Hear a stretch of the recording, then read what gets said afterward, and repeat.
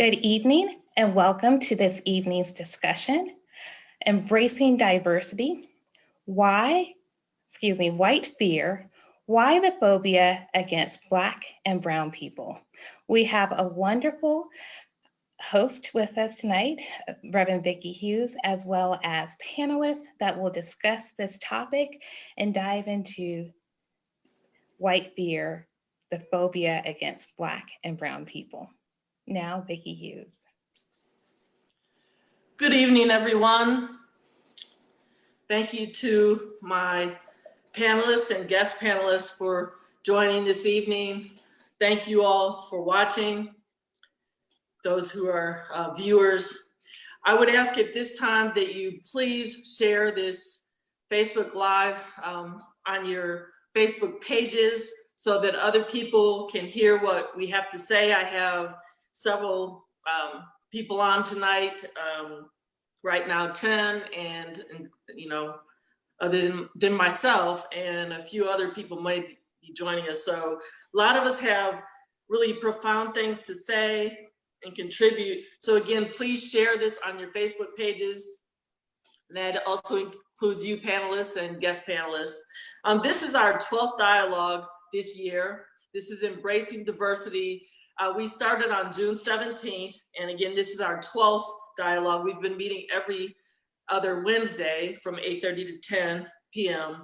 And this is actually our last dialogue for this year, 2020.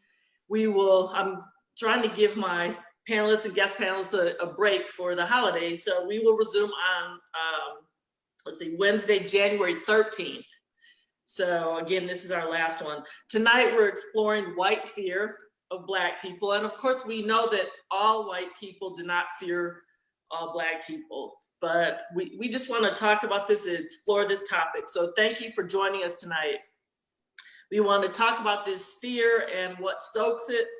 And we also want to consider some ways to lessen the fear or eliminate it from the minds of many whites, period.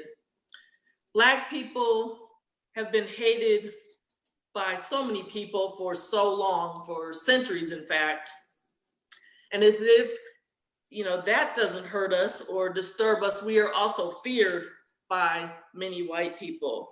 And this has resulted in so many unwarranted deaths of Black people, this fear. Black people are, including myself, are truly puzzled by all of this treatment. And then we wonder, why are we feared?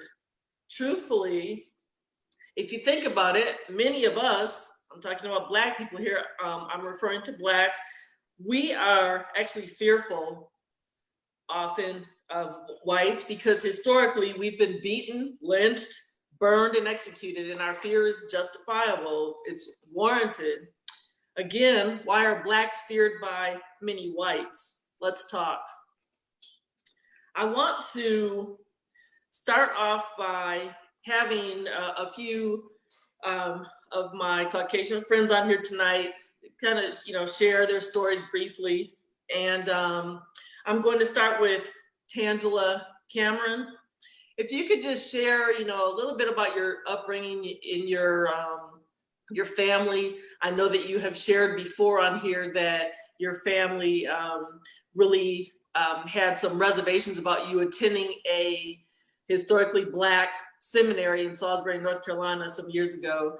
And so if you could just talk about your family and how that fear came about and whatever else you want to share, that would be great. Tangela, please unmute yourself. And oh, there you go. Okay. Thank you. You can take about 3 minutes. All right. So for myself, I grew up in a working class family in a rural area in Concord, North Carolina, which for most people is just easily associated as being outside of Charlotte. But it was a rural-ish area. And for me, in my experience, I think the fear was more centered around the created other that our society has created over the years between whites and Black and brown people. And what I mean is I witnessed growing up in a working class family, the ideologies of us versus them. And if they have, then we don't have. And most of us on here know that that is something that has been created by society over the years. Intentionally, it was created to make, to just to foster division, honestly. And so it was never something that I heard directly as a child, but it was something that was interpreted. Statements such as, well, the black people will take your jobs, or the black people will do this and this, things that we're familiar with hearing. So it wasn't a fear of like danger per se. It was more of a pointing out the other, of kind of a mentality of, I already feel low on the totem pole, so if I can make myself a little bit higher than you, then I feel a little bit better than myself, I guess. So and I do have people in my family who are overtly racist, who will make racist comments. And I have tried to figure out what they're afraid of. And I don't know. And that makes me sad. But as Vicky mentioned, I went to Hood, which is a African American historically Black seminary, and I was 20 years old, so I didn't think anything about it. Like, literally, I was just like, I'm going to school. And there were some people around me that thought this was an interesting choice, we'll say.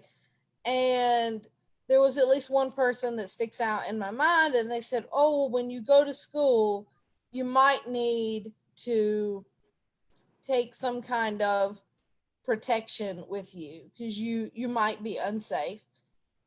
And this was shocking to me because I had never associated being in Black communities or being with Black people as being physically unsafe. I had never been in a situation where I felt unsafe. But obviously the person who said this, I don't know if they had any interactions where they were unsafe or if they had any trauma, but they obviously associated being in predominantly Black spaces or being in certain parts of town as being unsafe. And so that's what we're talking more about today, about why that may be what that may be. So that's what I got, Vicky. Okay. Before we move on to the next person who's going to, talk a little bit about his testimony, does anybody have a comment or two before we move on in response to what Tangela just said?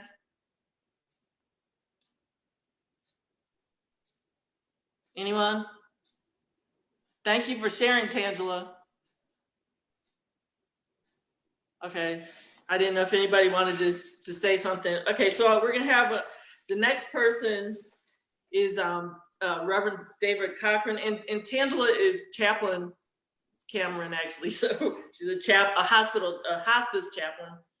Okay, so and then there's Reverend David Cochran, and I wanted to read something quickly before he shares with us, because I know some of what he's going to tell you about. Okay, so there's an article called Wanted, a vaccine to cure white people's irrational fear of Black people. It was in the Milwaukee Independent on May 28th, 2020. And it was written by someone named Reggie Jackson. And I just wanted to read a couple lines from this article. It says, white people keep feeling the need to call 911 when Black people are minding their business and living their lives in spaces that white people apparently don't want them in. We remember Barbecue Becky, Permit Patty, Cornerstone Caroline, and Golf Cart Gail as white women who've become enshrined, in the Hall of Shame for irrational calls to 911 about dangerous Black people. The memes are all over the place and many find them funny. And this author says, I don't. And it says, these are the modern day equivalents of white women using their privileged status and having Black people lynched in this country. And, regarding situational fear, white men fear Blacks in certain situations also. So I wanted to read that before Reverend David Cochran talks. So David, if you could unmute yourself and just tell us a little bit. I know you mentioned some situational scenarios. So if you could share those and just a little bit about your background, that would be great. This is Reverend David Cochran. Well, hey, Vicki, it's good to see you again. I enjoyed our time together at Hood.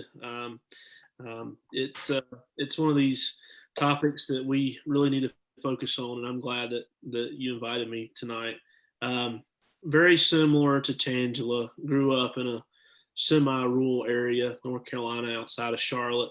I did not go to a high school with much diversity, pretty much monolithic ethnically. And so really my first experience with diversity came in college, and it was very limited at that. And it really, it took a seminary to really understand and see, begin to understand and see the challenges that so many folks that are not like me face. And I wanted to share a story about one of those days at Hood that I think might be helpful.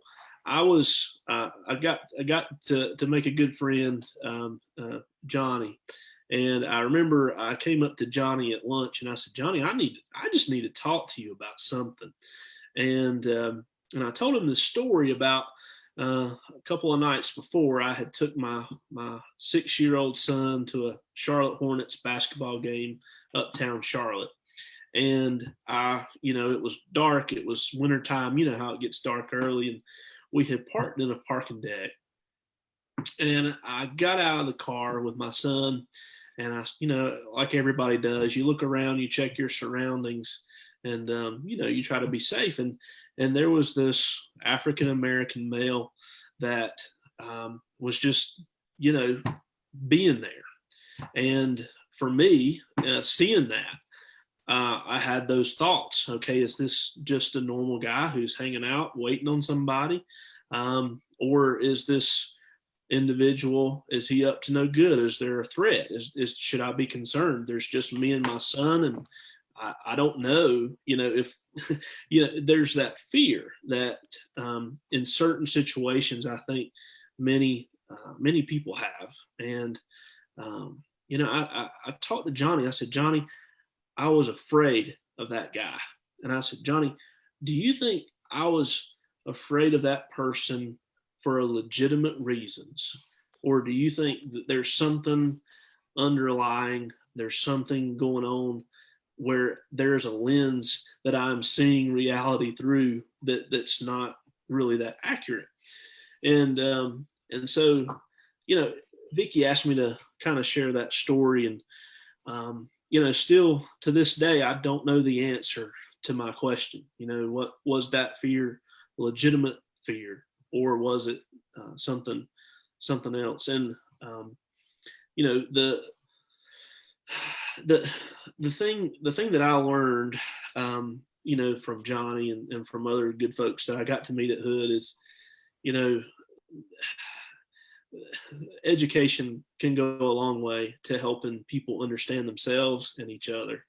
And I'm very grateful for that experience. And I know now the person that I am is completely different than the person I was before. And I think, the situations that that are similar to the ones like that I face today, I have a different approach. And I think it's because of that conversation that Johnny and I had on that day at lunchtime, because he was able to help me to see those certain types of situations from a different perspective than I could really know on my own. So I'm very grateful for that. Thank you for sharing, David. Johnny is supposed to be on tonight, so I don't know. He must be running late, so hopefully he'll get on soon. So, yeah. So, like I said, thank you for sharing that. And also, David and a few other people who are, well, not all of them are on tonight, but when I was at Hood, I started something called Diversity Talks, which is similar to this. It just wasn't online; it was in person. So, David was one of the people. Johnny and they're not on tonight, but Patrick and Eleazar, for those who have heard them talk before in previous weeks. We talked, as well as a lot of other students, and the professors joined us, the staff. So, we talked, it was every other Tuesday, I believe. So we talked about issues like this. So, David, I'm glad you had that conversation with Johnny. I'm glad you were able to find a friend in him. He's very conscious and aware of things going on in the Black community. And so I'm glad you were able to talk to him. Does anybody have any comments for David tonight before we move on? I'd like to ask David, would you have felt that same fear had the man been white?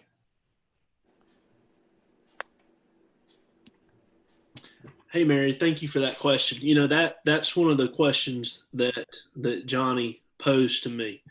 And for me, I'll be honest, I think there was probably some legitimate concerns that I had. It was dark. I was alone in a parking deck with a stranger. Where it gets more complicated is when you start describing that stranger, male or female. If it would have been a female, there would have been no fear, right? If it would have been a white male, I would have been cautious and hesitant, but probably not as scared. But I think just the way that this man presented himself, the way he looked, the way he dressed, the way he acted, I had that. I think there was a little bit of legitimate concern there, but I think what happened for me is that I was maybe for the first time able to recognize in a moment that there was some feelings going on inside of me, and I could not determine where they were coming from and why they were there, and if, like I said, if they were legitimate or if there was something about my background, my history, my upbringing, my preconceived notions that was creating unnecessary fear. So I would, to answer shortly, probably not as scared, no, if it had been someone of a different skin color. It's good that you were asking yourself those questions. Yes. Does anybody else have any comments for David?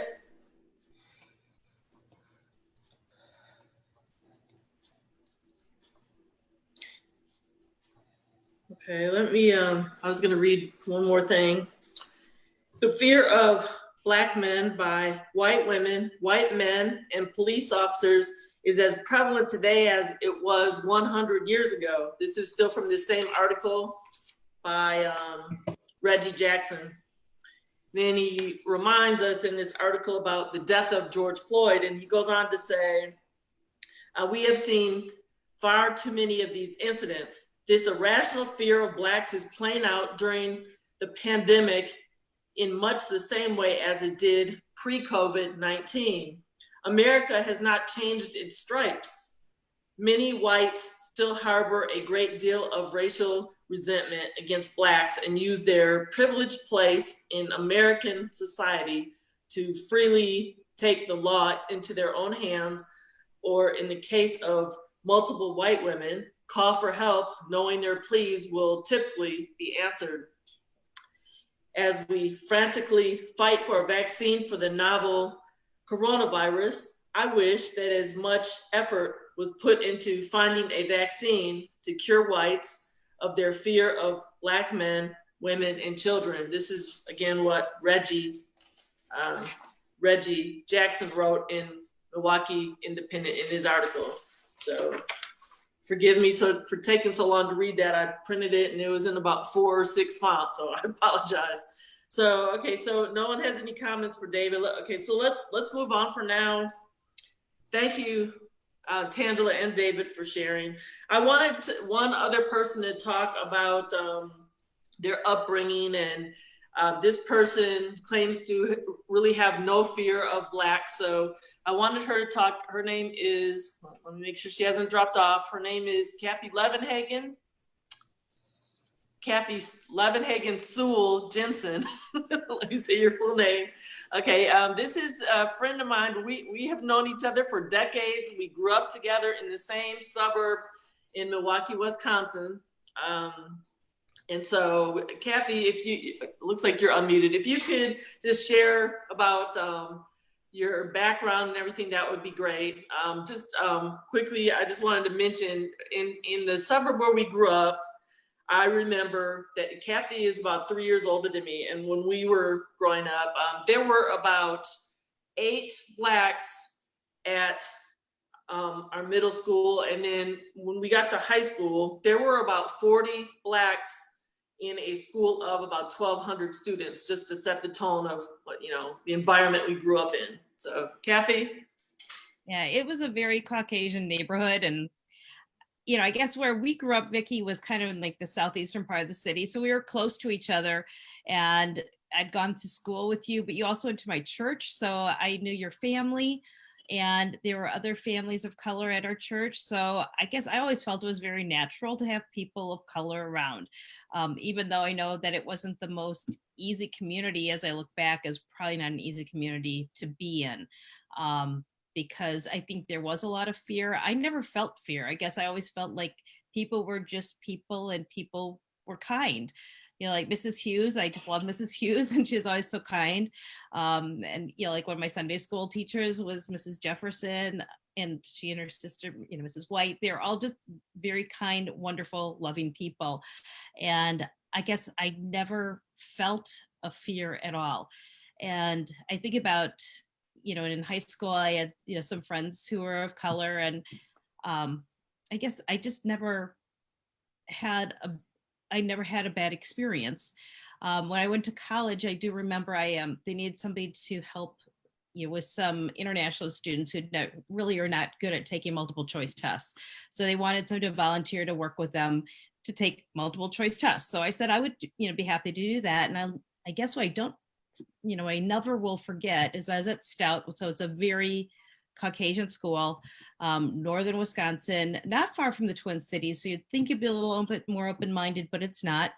And I'm standing there talking to these 3 gentlemen, and we were talking about when we were going to meet. And I hear somebody say, "What is Kathy doing with those 3 Black men?" And that just really hit me. It made me sad. And it hit me hard, because I'm thinking, well, they're just, guys who are from Nigeria. I don't know. They were just really nice men. And so I just never really had felt that it was a bad thing, but I did feel these people have a fear, and I was like, they shouldn't have a fear. And I would try to introduce these gentlemen to people. But it was always interesting. Most people, if I was with them by myself and the 3 gentlemen, many people would not come up and approach me as I look back. They kind of let us alone. But to me, I guess growing up where I did, now I didn't babysit for Vicki, but I remember babysitting for George because he was a little younger, and I think you were gone with your parents. So, I just remember very fond memories of the people that I grew up with, Vicki. And I didn't have a fear, because I felt like people were just good people.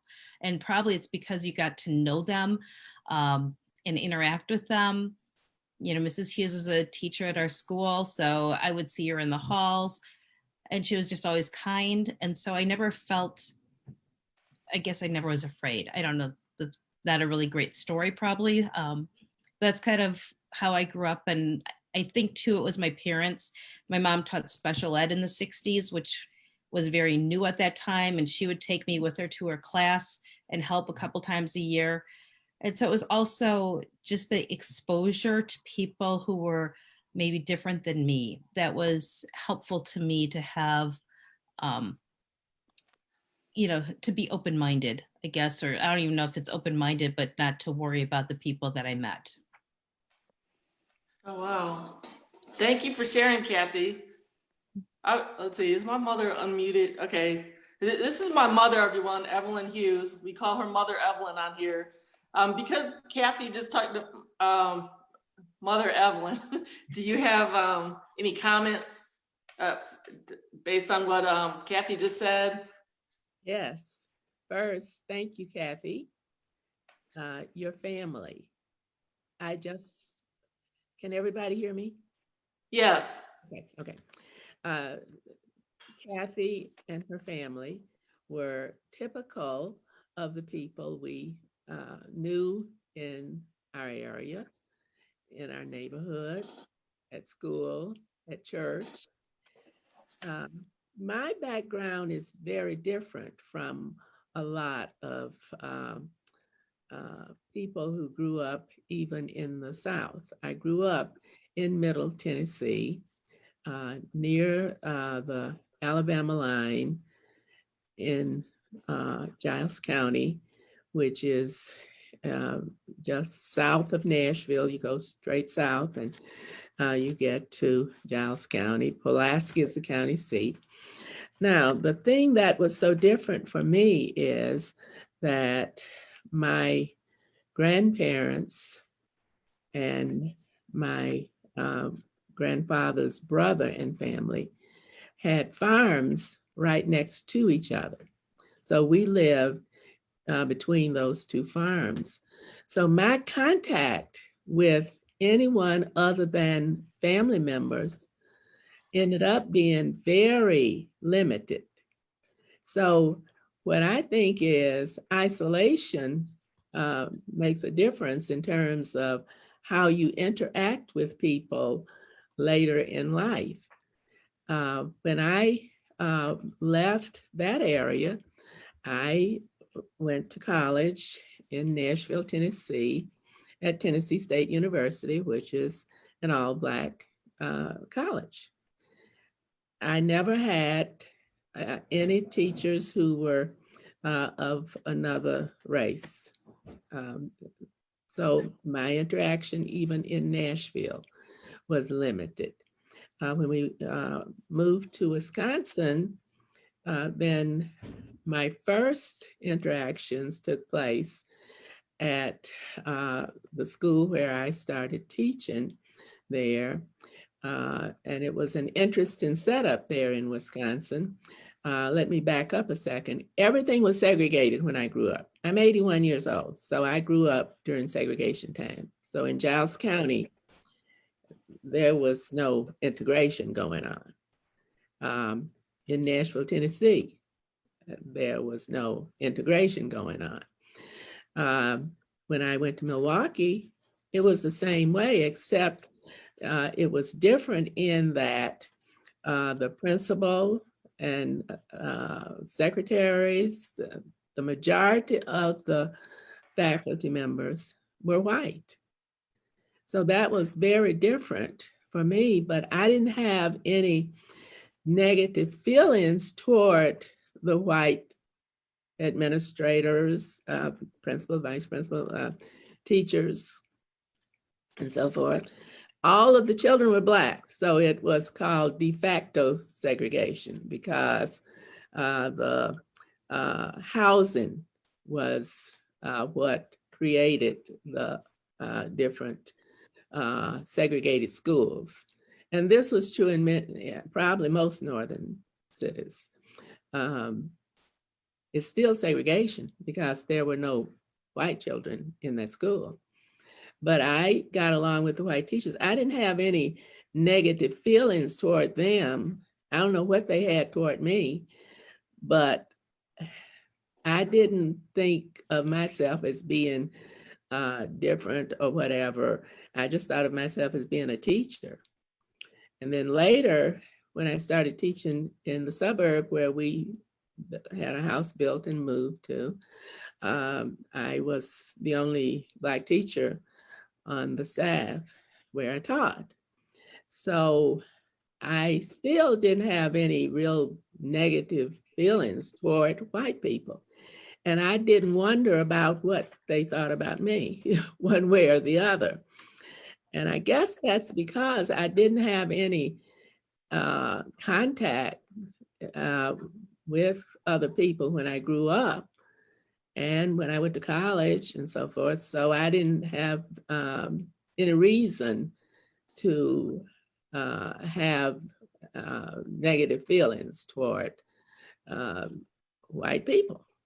And I know that sounds a little strange, but I did grow up in a different kind of setting, not just that it was segregated, but my grandparents and my parents and all were not directly involved with the white people in that segregated setting.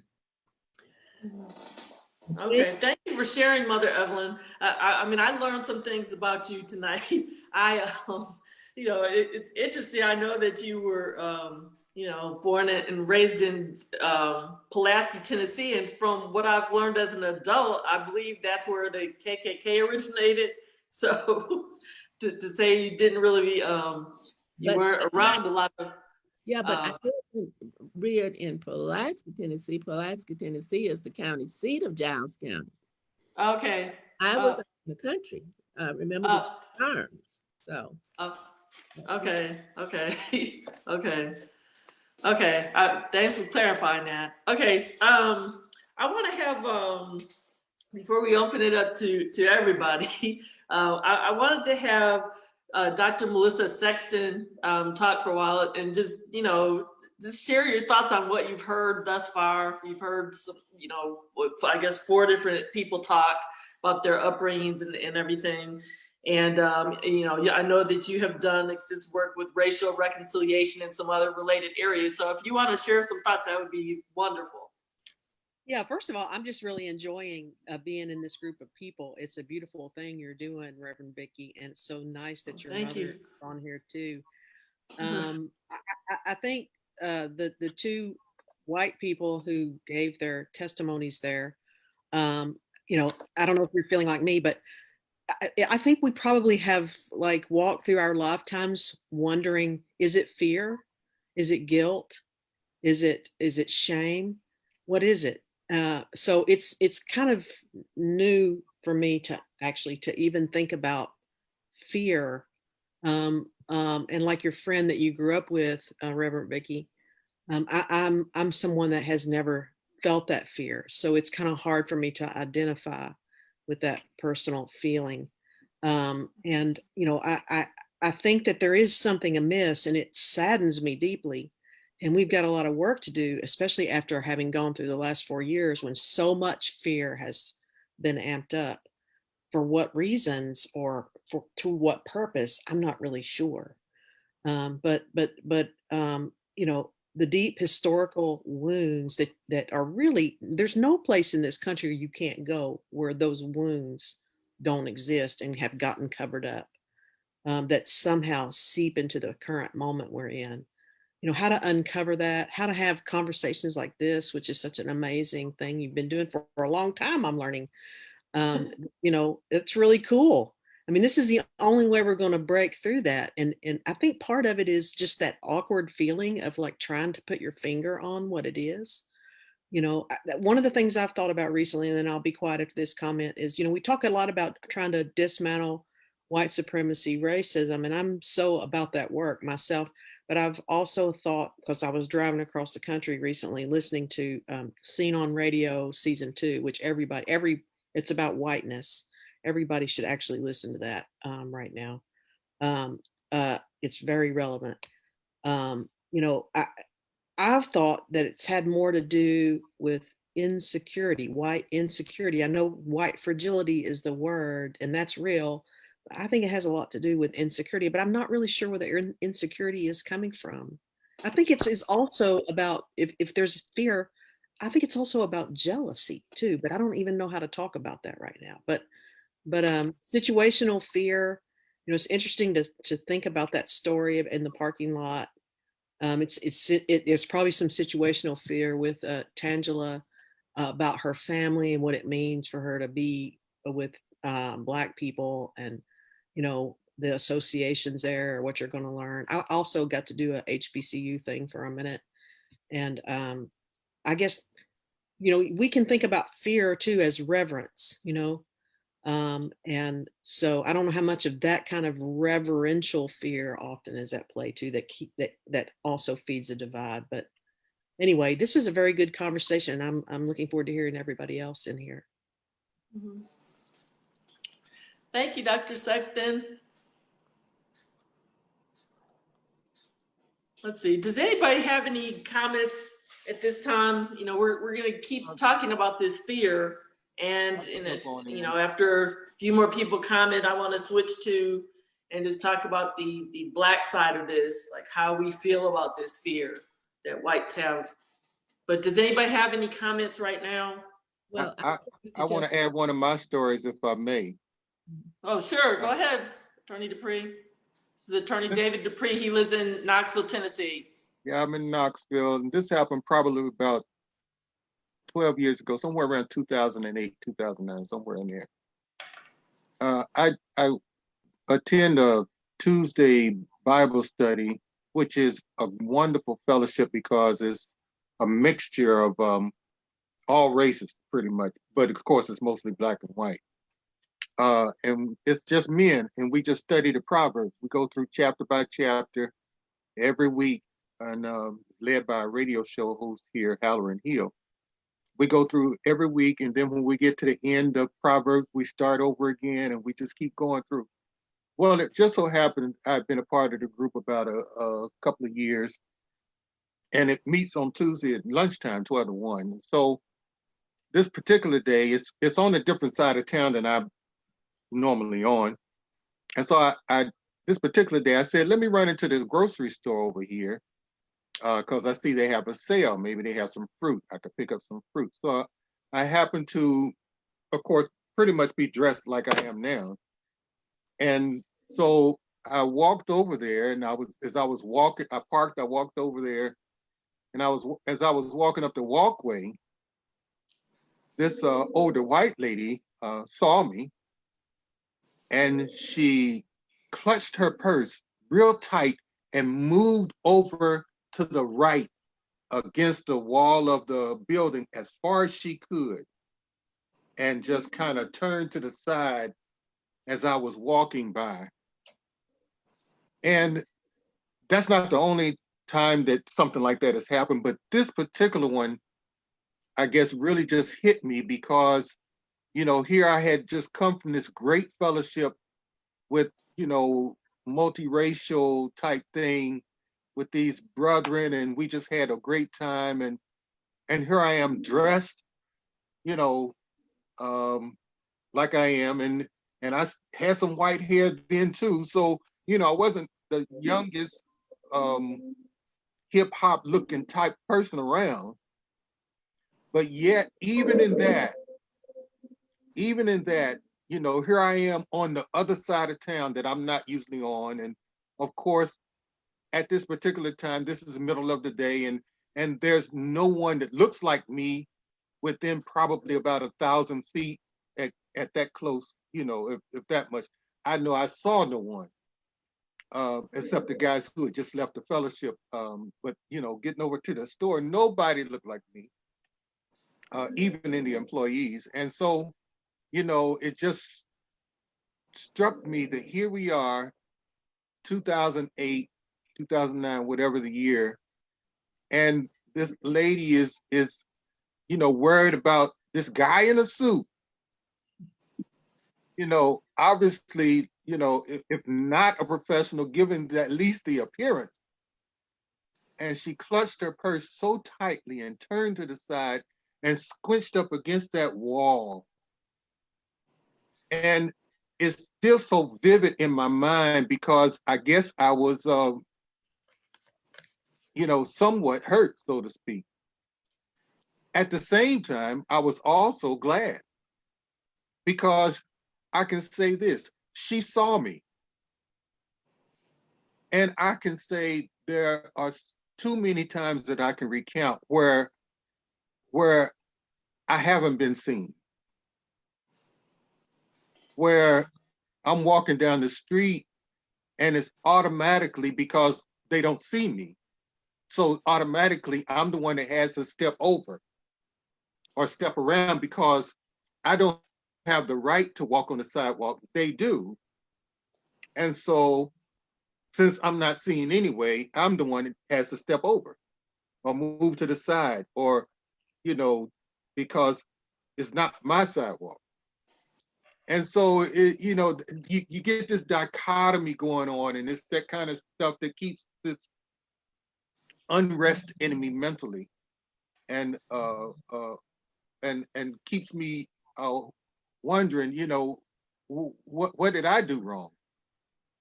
And then there's this third part of it, and then I'm gonna hush. There's this third part of it that says, since the COVID, I like the COVID because I'm seen now. Everybody sees me now. They see me and they say, ooh, let me move over. He might have it. And so I'm being seen by all these white people that never saw me before. And it's kind of refreshing. I know that sounds crazy, but it is. I'm seen. They see me. Wow.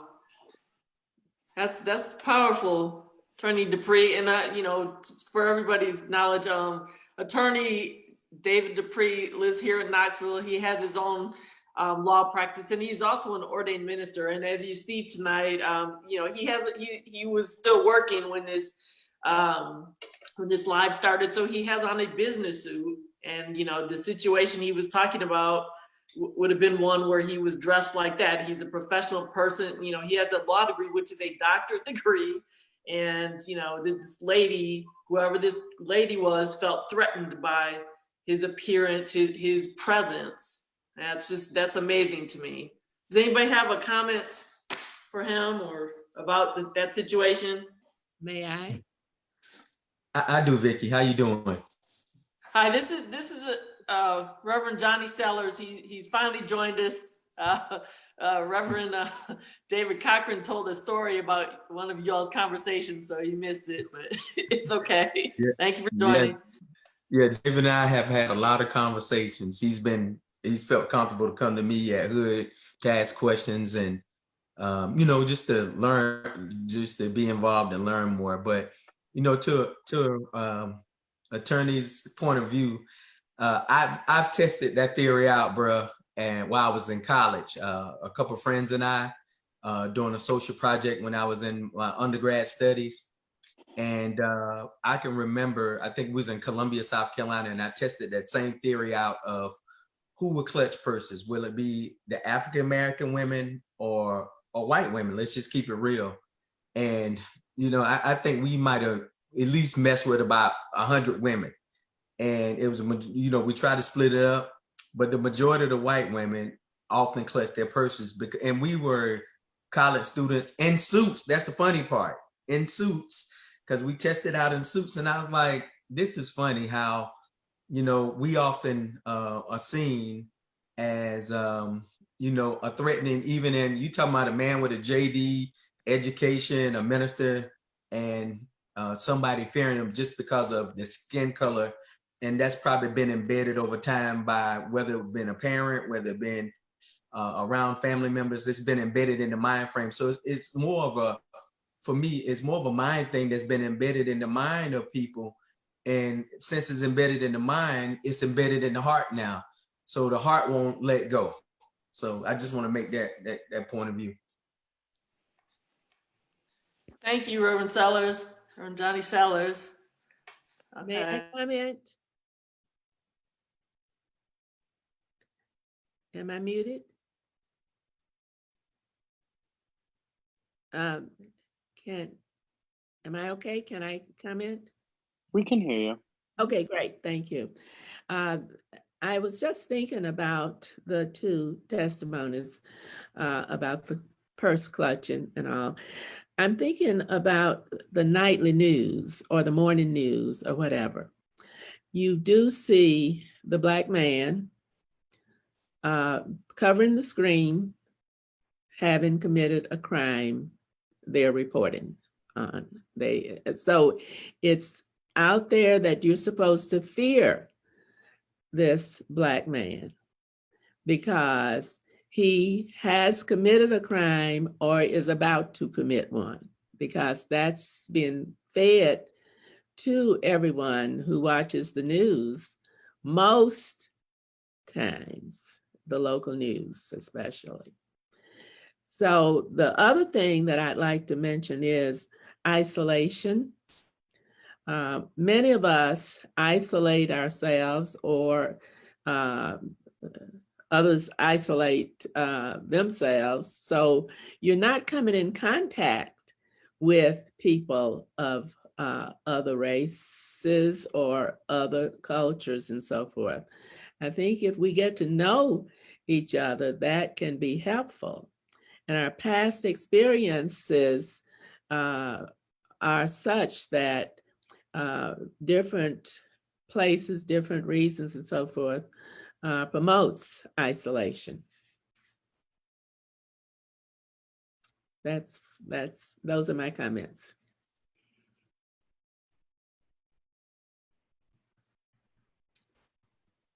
Vicky, I think you're muted, dear. There we go. Okay. Thank you, Mother Evelyn. I'm sorry. I guess I was muted. Okay, so I appreciate your comments, Mother Evelyn. We have, let's see. We haven't heard from, I don't think we've heard from Jasmine Bennett, Stephanie Davis. I believe they're all still on. Do y'all have any comments? Yeah, I do. I have a couple of comments about some things. So as a young African-American man, I am going to be blunt. I am tired of the disrespect that Black people get in this country, seeing as though we built it. That's the first thing. The second thing is that as a young African-American male who is part of a group of people that is dying at a rate because of gun violence, police brutality, whatever, oftentimes, and I've had this conversation on this panel before, you know, when I see a video of someone being shot, or when I see a video of someone being suffocated, I can't watch it because I don't just see that Black man or that Black person, I see myself. And I wonder about what would happen if I'm walking in a car park late at night with my hat on backwards in a dark coat, minding my business, and something does happen to me, or I'm walking down the street. What picture will they use of me on the morning news? What photo will they use on the nightly news? What will they say about me being an educated person, a teacher, a brother, a son? I'm dedicated to my family and to my friends. What are they going to say about me? So it shouldn't matter whether or not I'm educated, or whether or not I didn't go past the 8th grade, or whether I'm dressed in a business suit, or if I've got my baseball cap on backwards. I'm still due the respect as a human, as an American, as a descendant of someone who built this country. And I think that it gets to a point where it becomes almost, for lack of better words, ridiculous to get to the point where we are continuing to have this conversation. Because I remember in my undergraduate schooling, I went to a meeting about a student government president who had a collection of Confederate battle flags in her living room. And she was defending the collection and all of this. And she was just saying, you know, well, you want us to apologize for slavery. I don't want you to apologize for slavery. I want you to work to dismantle the systems that your ancestors put in place to keep those of us that were brought here in chattel slavery down. And I very famously, and I was escorted out of the meeting for saying it, but I won't say it completely. I said, you know, without Black people, you wouldn't have sugar honey iced tea.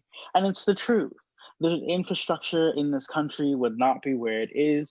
The industry would not be where it is. You have people, Black people, minorities doing these jobs and putting these and holding these communities together in ways that white people can't dream of, can't fathom, can't imagine. So I get frustrated with the idea that it's this, this fear and how we should work through it. Just do it. If you don't do the work, then we can't move forward.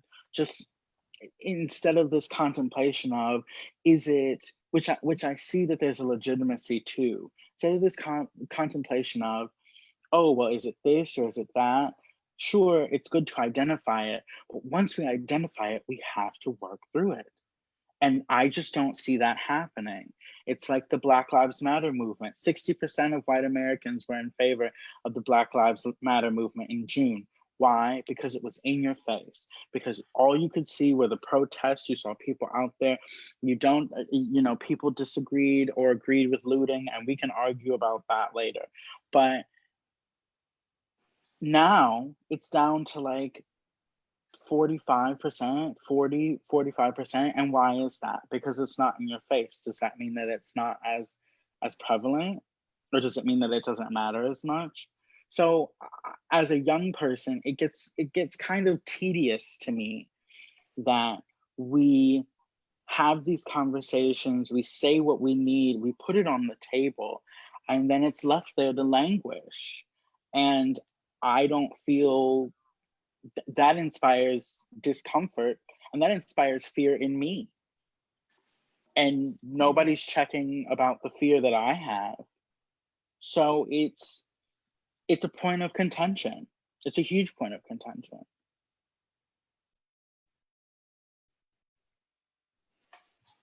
So I will kind of add to Bennett's conversation. I feel like Bennett and I might be kindred souls or something because so I understand when we talk about the fear, like the situational fear. We talk about a white woman and a Black man coming towards her and she clutches her purse. But I kind of feel like it's 2020. Clutch your purse all you want to. You can be a Karen if you want to. You can be a Becky if you want to. But you might get a Stephanie and a Shaniqua and a Denise and somebody else right back in your face. And so I wonder sometimes when it comes to this idea of fear, are you afraid of me because I'm over it? And I know that I can easily dish out what you're giving to me.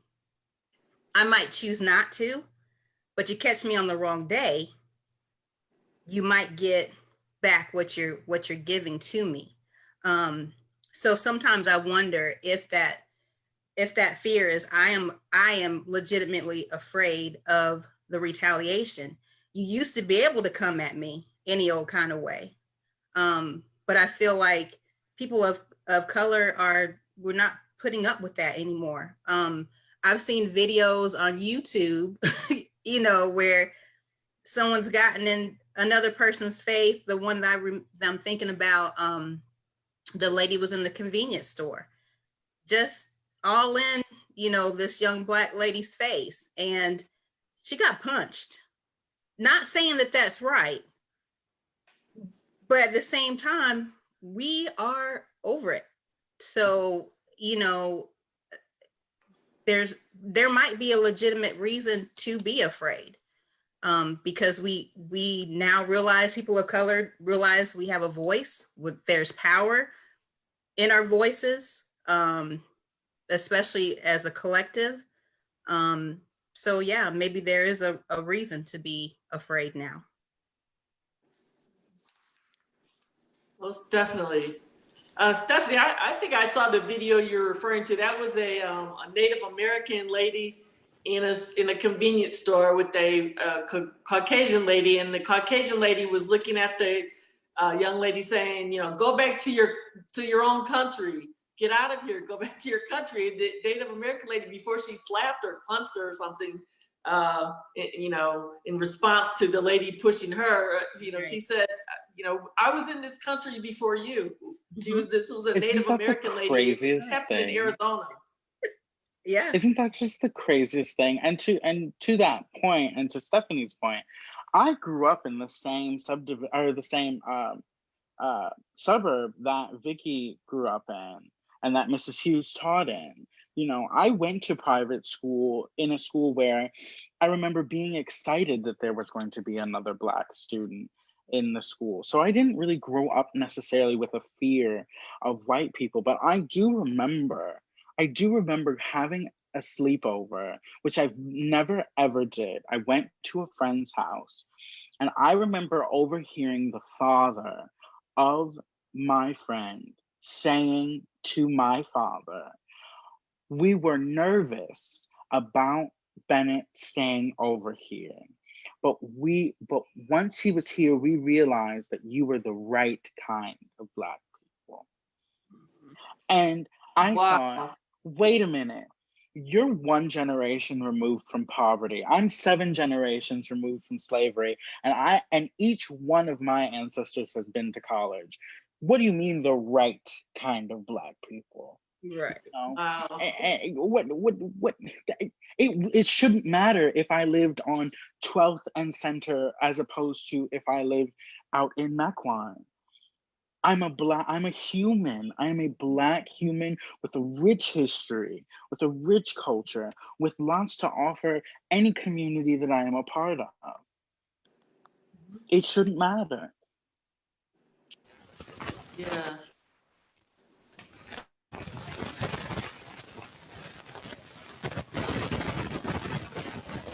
Jasmine, are you saying something?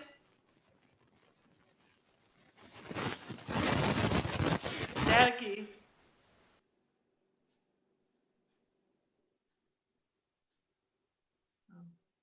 Jasmine, are you wanting to say something?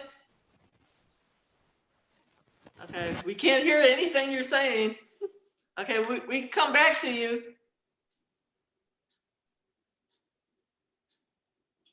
Okay, let's see. I don't think, Quinn, you haven't said anything, have you? Are you still I there, have Quinn? not. Okay. So I wanted to sort of respond to, I think it was Reverend Sellers' point from a while back. I think that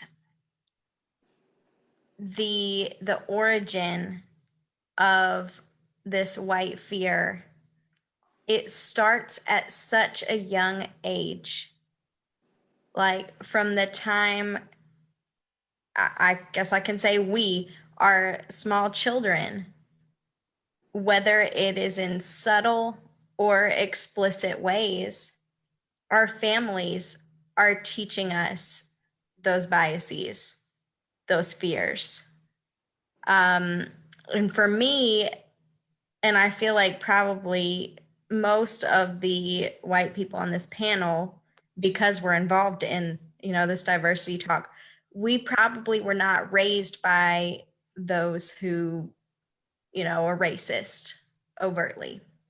But as I grew up and, went to college, was off on my own, I started picking up on more and more subtle things that were like, holy cow, how did I not realize this about my extended family at times, or people that I associated with as friends, and realized, oh my gosh, like how do you have this perception of the world? but I truly think that it starts when, we are little children, whether it be, seeing your mom clutching her purse, or your dad saying, oh, we don't go to that side of town. That's where they live. Just those things that we don't even necessarily pick up on in the moments that we're growing up, but they add up. And so I think in order to change, as a race, as a community, there has to be explicit teaching, and just undoing of all these little things that add up. So I'll cut myself off so I don't start rambling. Thank you, Clint. Let's see. I think Jasmine, it looks like you're back on. I think. Okay, can you talk? Okay, I think we can hear you. Can you talk up a little bit?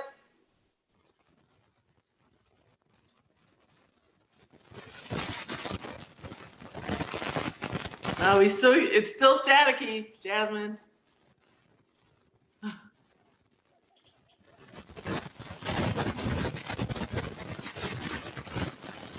Okay, let's see. Okay, we'll come back to you in a second. Let's see. Mary Frances, do you have any comments? Yes. Is that better? Oh, go ahead, Jasmine. I'll wait for you. Could you hear me now? Yes. Oh, we can hear you clearly now. Okay, awesome. I had to unplug and then replug in the mic. Sorry about that.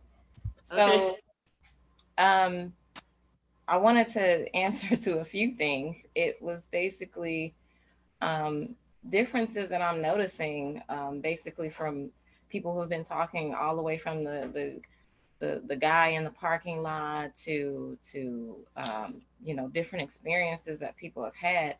It seems that usually when you're brought up in more diverse groups and areas, you have a tendency to think a little differently and be more open to different diverse people because you've been brought up in it. But when you're brought up in an area where you're only surrounded by people who look just like you, who act just like you, who dress just like you, and when you come around other people who do something differently, then it seems like, that's one of the things that brings that fear up, because it's the fear of the unknown. I think people have to understand our culture. When he said the guy in the parking lot, it was the way he was dressed, it was the way he was acting, was the way he was dressed or the way he was acting something that was just abnormal to you and something that would have been normal to Black people? Because Black people, the way that we dress and the way that we go about our movements and mannerisms is a little different than, how white people do them. We don't dress the same as y'all. And it still shouldn't be seen as aggressive just because of the way that we're dressed or the way that we may act. There of course is, you look at somebody that seems suspicious, you got to be aware. I get that. But I think there's also, there has to be an understanding of the differences between cultures. You go to another country, a whole nother country with a whole different type of people, you're going to expect to see them dress and act and do things differently when you go to that country.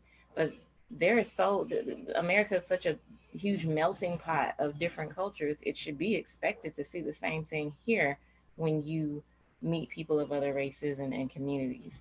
The other thing is the familiarity. If you're not familiar with Black people, if you haven't spent a lot of time with Black people, then I guess you're going to have those questions about Black people. But the only way to get past that is to start being around those people, start talking to those people, start making friends with those people, and make friends with them to be able to say more than just, I have a Black friend. You have to be open and genuine about it. It shouldn't matter. And even going back to when he said, the way he was dressed, Black people have been killed and beaten and brutalized and jailed and dragged even when they're dressed what's seen as professionally or what's seen as, you know, safe. Come on, Martin Luther Jackie. King You was preaching now, girl. Martin Luther King was shot in a suit. You know, Malcolm X shot in a suit. So it's just one of those things where it's like, it doesn't matter what we do, whether we dress right, talk right, straighten our hair, build communities that are thriving, it's still seen as a threat. So even if we assimilate completely, which we have, it's still seen as a threat. And that is so frustrating and angering. I was told when I came to work, I was dressed like this when I came to work. We had casual Friday. I was dressed like this, had a hoodie on. Somebody asked, they say, "Oh, you look like you're in a gang." Because I have a hoodie on. And the person that said it had the nerve to have a hoodie on too. So it's just one of those things that's just like, no matter how I look, it's my skin that makes a difference to you and you perceive it different. It's maybe my mannerisms and the way that I talk, my swagger, my magic. It for some reason is different. And so you fear that. My question to all of that is, what the heck are people scared of? What are white people scared of? The biggest thing to be scared of when it comes to Black people, in my opinion, is revenge. And in all of these years that we have gone through being in America, Black people have not sought revenge from white people. Black people have sought equality and equity from white people. Black people have wanted supposed to be given as inalienable rights in this country. That's it. Nobody has asked for revenge. Nobody has asked for us to flip the script and we can treat y'all like, you know, you treat us like. And when I say you, I'm not talking about the people on this panel. I'm just, you know. So I always wonder, what is it? We've proven that we're not after revenge. We've proven that we're not after hurting anybody in return for what happened to us. We've tried assimilating, as I said earlier. We've proven time and time again that we are no more dangerous than everybody else is in this country. We've proven time and time again that we can build prosperous communities and cities, but those were bombed. And yet we're looked at as if we can't do those things, as if we're lazy. We've built cities for ourselves and for this country. We have, when it comes to you know, being afraid that Black people may become the majority, is that the fear, that we'll become the majority? And they're worried about, oh, if they become the majority, then, you know, they might treat us, you know, the way they're getting treated. Well, that lets you know that you know what you're doing is wrong. So stop it, you know, if that's what you're scared of. But we've proven that that's something we are not after. Scared that we'll make more money, is that the fear? We've still got a long way from that. Even though Black women are one of the most educated groups, demographics in America, Black women's net worth is their average net worth is $5. Even though they are one of the most educated and they're coming up as the biggest group as far as entrepreneurs are concerned, their net worth is $5. We got a while before we're making more money than y'all. You know, it's crazy to me. The fear for what? If anything, the fear that I feel that white people have of us, I'm like, we should have fear against y'all, because it's and again, when I say y'all, I'm not talking about the white people on this particular panel. I'm just speaking about, we're talking about white people. We should fear y'all. We should be clutching our purses. We should be scared to talk to y'all. And every aspect of our life, from birth all the way up to retirement and death, we have to go through many different types of white people to be able to make it in America, from landlords to bosses to teachers to bankers. Every aspect. Most of the time we're having to deal with a white person to be able to make it further, to be able to make it to the next promotion, get the house, get approved for a loan for a business. A lot of times we're dealing with white people. So it's not power. We don't have the majority power in this country. So where is that fear coming from? You know, Black people have continuously had to save this country from itself politically. And yet people, all the while people still try to stifle our votes. And I apologize if I sound angry, and I'm not trying to sound angry, but even that right there, I have to be highly aware of how aggressive I sound. I have to be highly aware of how aggressive and angry I come off as a Black woman, because somebody may take it the wrong way and mistake my passion for, oh, she's being aggressive, she's being angry. Even that right there, I've been programmed to apologize for every step of the way. It's so frustrating. It's so many, when it comes down to the answer that we want as Black people, we just want the change. Stop being afraid of us. And when people say, well, that's difficult. Well, you know what was difficult? For Black people, it was difficult having to leave our original culture and be taken away from it, not leave, be stolen away from our culture, and literally have to build a whole nother culture in this country. It's hard to have our names taken away from us. A lot of Black people's last names come from slave owners, not our last names. To lose our lineage, our traditions, our communities, our families. Families were sold. Family trees are who can follow a family tree if you had plenty of people sold and not recorded? Who can follow that? And still, even through that, we still managed to, what they say, strap yourself up by your own bootstrap. We still managed to be great. We still managed to make our stuff look good, regardless, no matter where we're at, whether we're in $1 million house or in a ghetto, we still look good. And maybe that's the fear. Maybe the fear is, no matter what you put us through, we still remain strong. We still remain magical. And that pride in that is the reason why we say things like Black pride. So that's what I have to say about that. And as Maya said, and still we rise. I just want to piggyback real quick off of off of everything pretty much, but I want to capsulize it like this. In the midst of all of that, we as a people are noted for taking in strays. And often the strays come from the white community. We as Black people, we take in anybody. You know, if there's somebody out there needing something, we'll take them in. And it happens so often. You go through some of the worst parts of our communities, and you'll be wondering, well, what's that white person doing there? What's that? Because somebody in our community has taken them in. We take your cast-offs, we'll take your whatever, and we'll share what we have.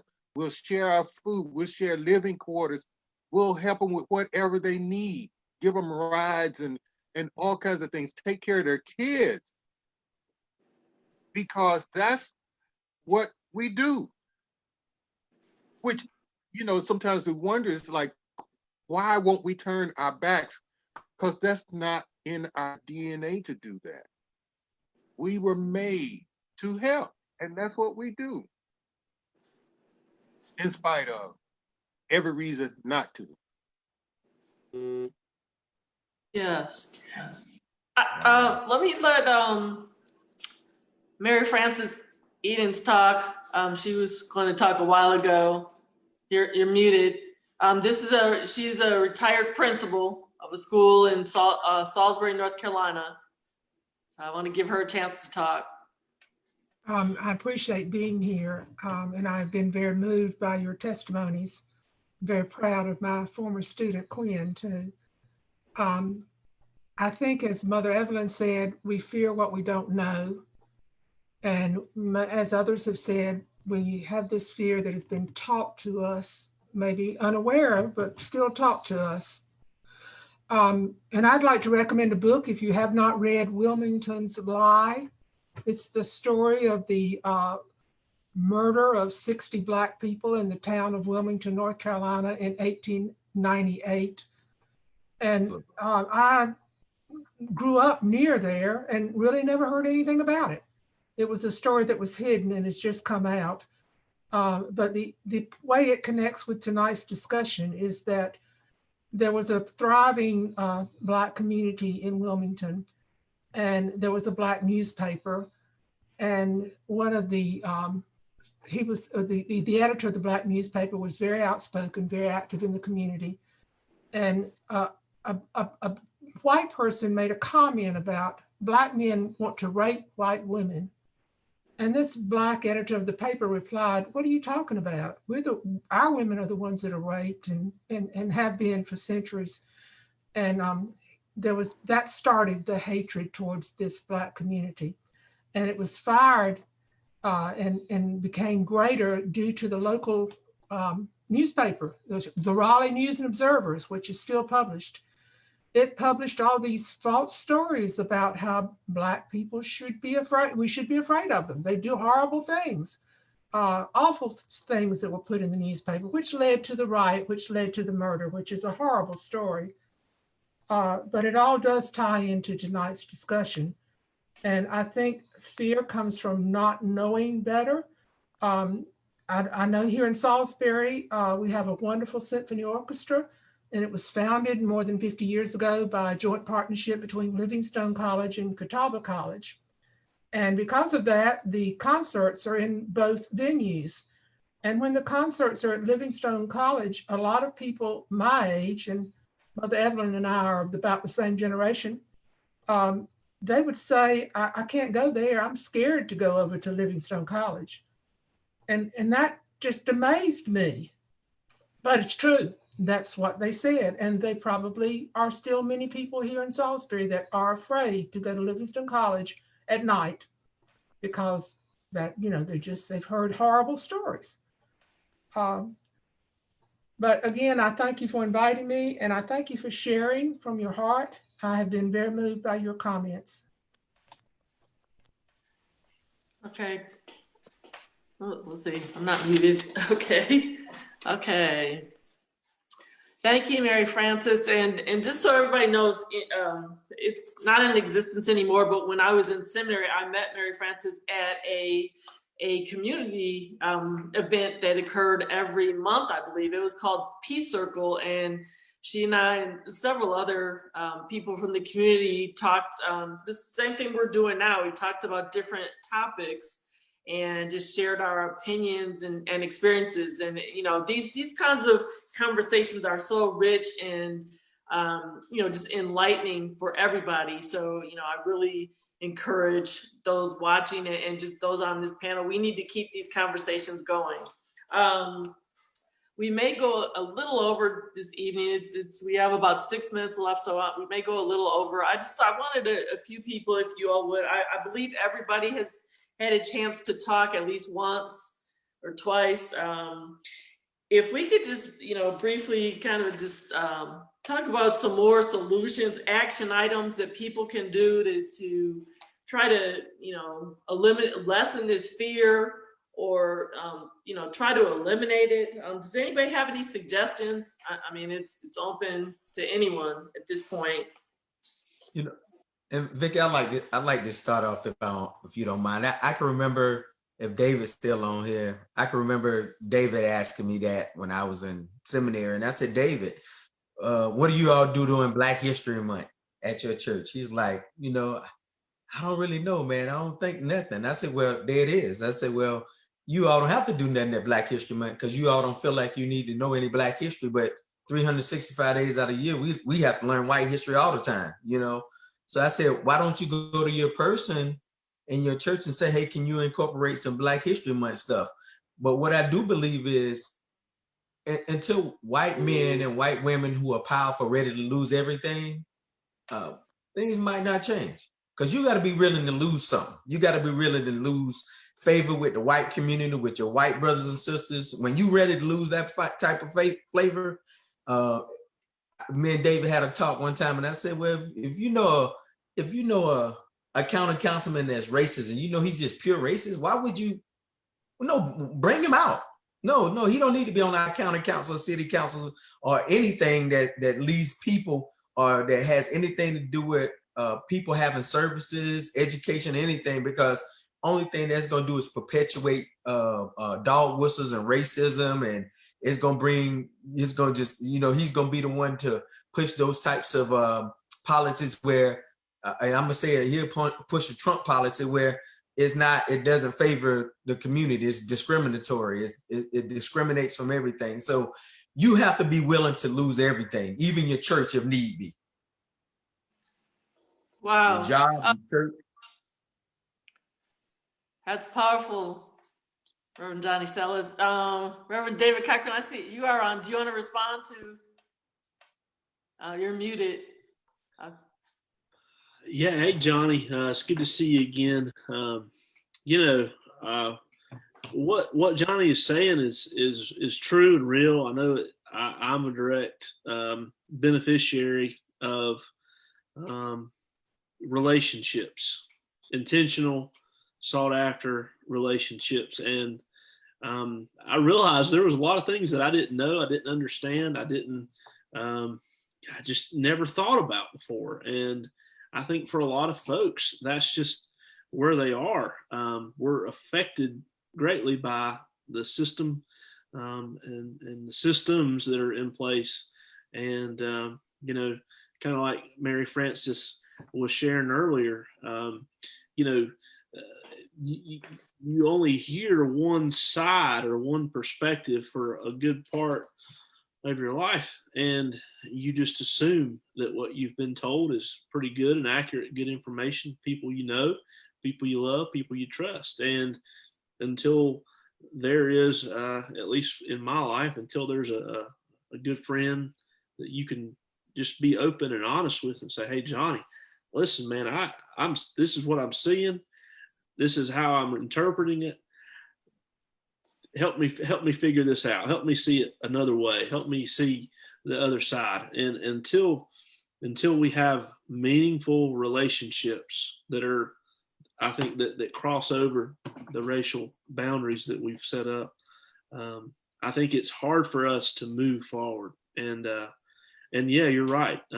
It's going to cost something. If you look like me, you know, you've got to be willing to be unpopular, and you've got to be willing, you know, to try to say truth to people who really haven't heard it before, and who may not want to hear it. And that's another challenge in itself. But definitely something that we can all hopefully strive for together in our own circles and lives.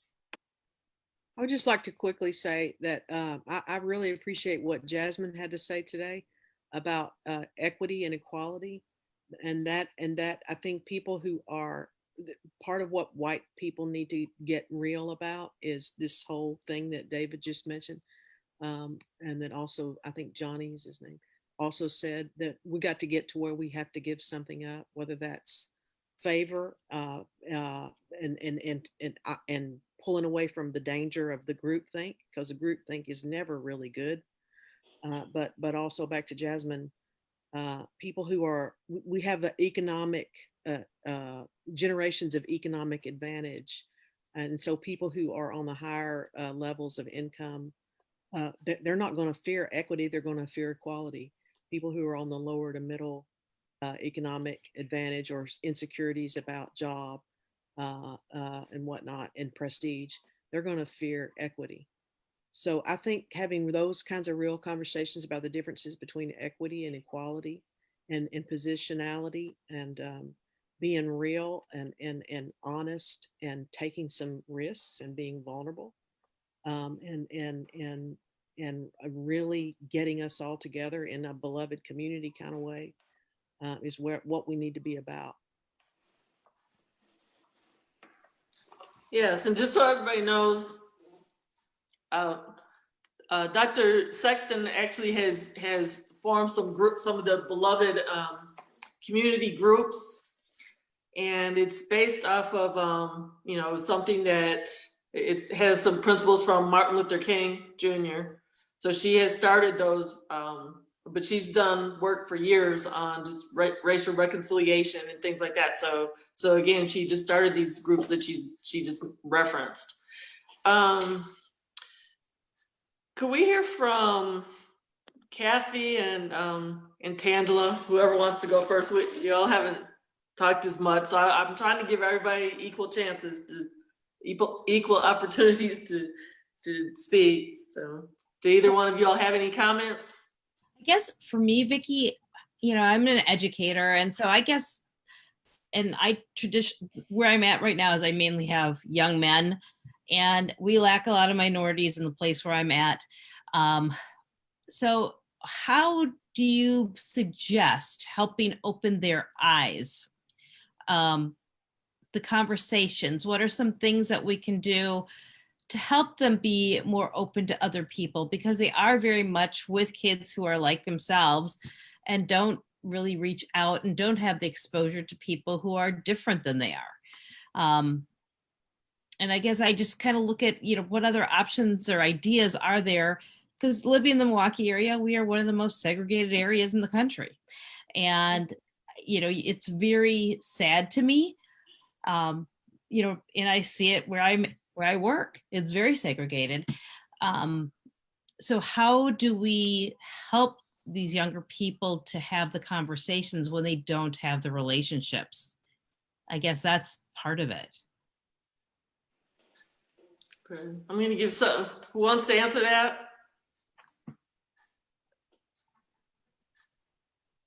I would say create some opportunities. And you may have to be creative in those efforts. Think about the things that kids are doing now with the, being on game systems and, just kind of figure out a way to immerse the two groups. We can't really get to know each other until we spend time with each other. So, just try to create some opportunities for kids of different cultures to get together.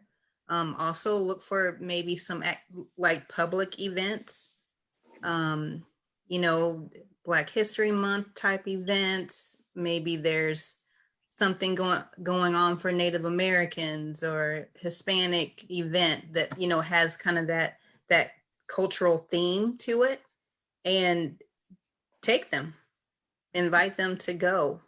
But you have to kind of create those opportunities. Thank you. Yeah, and that guy actually just gave me a good idea. I think, even though right now they want us to be at home and not go out too much, you could utilize like Zoom, and because we have some educational centers that are people who are Black and brown and highly more of that type of culture. So we could probably do some Zoom meetings between the two, like almost a pen pal situation, just to get people talking, because otherwise I'd never talk, Yes. Thank you. Kathy, what, tell me, I can't remember if you've mentioned this or not. Where are you in are you at a college or like in the K through 12? I am working for a nonprofit, and what we do is we work with different school districts, and we take kids who are interested in manufacturing and we put them in manufacturing jobs. So it is a youth apprenticeship. So they are basically going to school part of the day, and then they're working the other part of the day to learn skills in manufacturing. So a lot of them are your more hands-on learners, the kids who are probably not the ones you really want in your regular classroom because they're a little more disruptive. They want to be doing stuff all the time. And yet they find it's very rewarding because a lot of them find a great path and a great career. And, so there's great things that, that is there. And I've only been there a little over a year, but I really love what they do, and I believe in what they do. And I think it's so important for kids to have other options. Yes. So a question for you, when you said that they kind of go to school, but they also are working on their trade skill, could you, when you connect with companies, maybe look for companies that are Black owned or people of color, Hispanic owned, so that they can, have that opportunity to work for someone and, that's supervising them of, another culture. That also gives them an opportunity to get to know other people. And we do some of that. Sometimes the mentors are chosen for the students. And so I don't have the voice for that. But it happens. And, it's really a great bonding. I think one student last year who his mentor was very different than he was. He was a brown person who had tattoos all over and, and great guy, and so the two of them formed this really good relationship. And so it is that one-on-one, I think sometimes it's just getting to know people, because if you walked down the street and you saw him, you'd be like, oh, but you know him and he's just a really wonderful man. And so for that student, it was a great experience too. So, but yeah, some good points. And we can look at that. It's right now the industry, manufacturing is kind of taking a downturn. So we're just happy to find whatever jobs we can find right now. So. Oh, wow. Okay. And Kathy, Stephanie is a school counselor and also a licensed professional counselor, correct, Stephanie? So, okay. Yes. Okay. Okay, we've gone a little over. I wanted to give Tangela, do you have any other comments?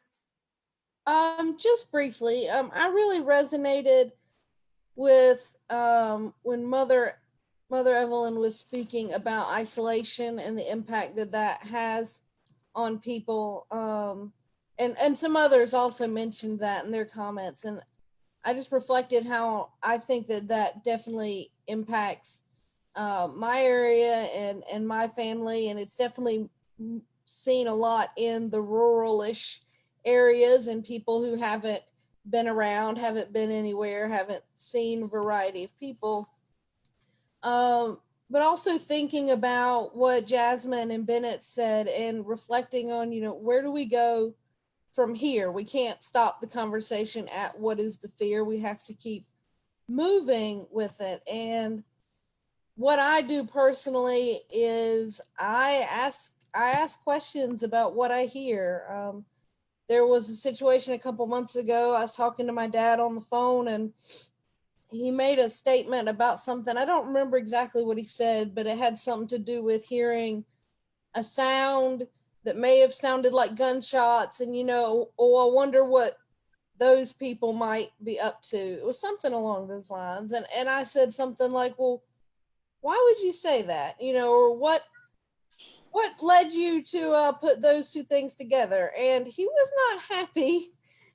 He was like, are you saying that I'm racist? And I said, well, let's look at what you said. And so that's really uncomfortable territory, especially with family. But that is something that I do because I want to understand what people are thinking. And also that's something that I can do as a white person. I recognize that's not something that everybody can have those conversations in the same way. But I want to be able to have them where I can have them. So that's it. That's all I got. Okay. All right. Thank you, Tangela. Okay. Thank you, everyone. Okay. So we've gone over. Does anybody have any closing comments before we end? Just brief comments.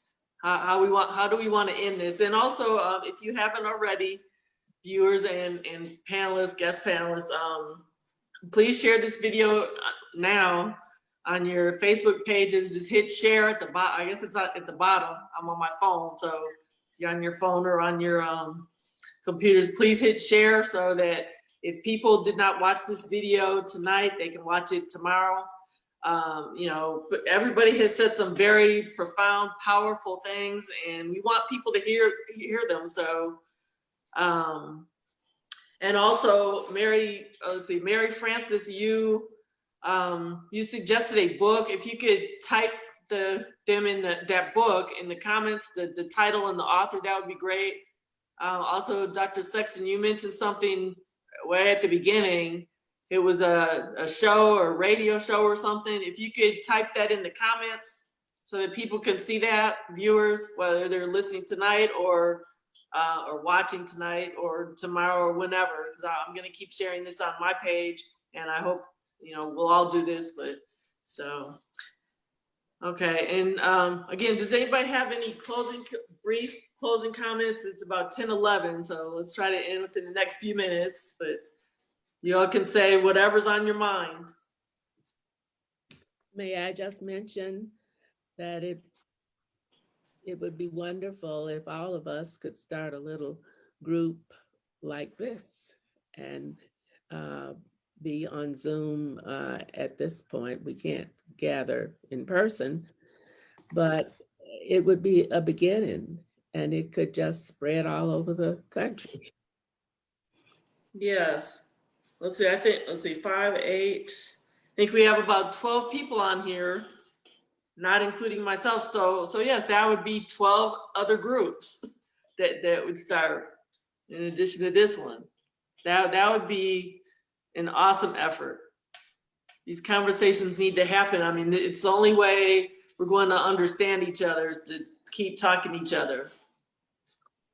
Thank you, Mother Evelyn, for that comment. Anybody else?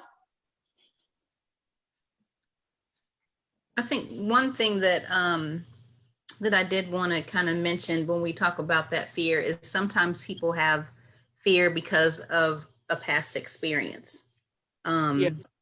And so we can't, you know, if we've ever had a negative experience, we really need to check ourselves and check your emotions so that you don't carry the emotions from one negative experience into what could be a positive experience.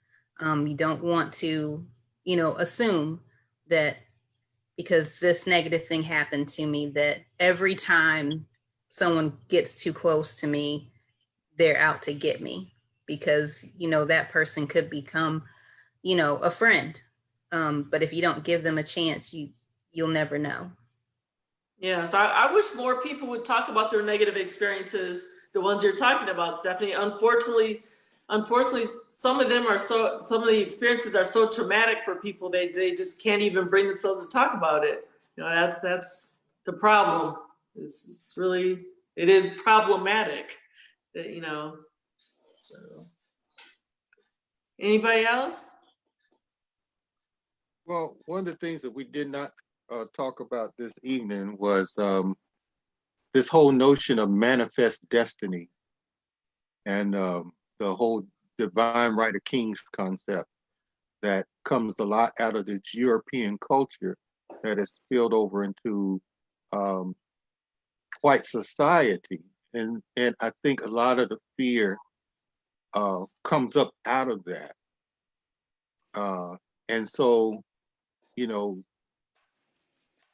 until that part of society decides that, you know, we're worthy of being included even in those concepts, then we're still going to continue to endure this vicious cycle of the fear mongering, which is a lot of times rooted in these concepts in the first place. Yes, thank you, Attorney Dupree. Okay, it's about 10:14.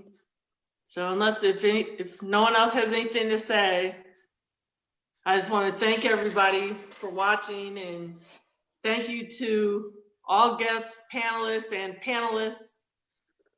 And again, it's about 10:15. So sorry that we went a little over. This is just a very passionate topic, obviously, and you know, we all had things to say, things to contribute, things to propose a solution. So I appreciate everyone's time. Thank you again to everyone, and everybody have a good night. Take care.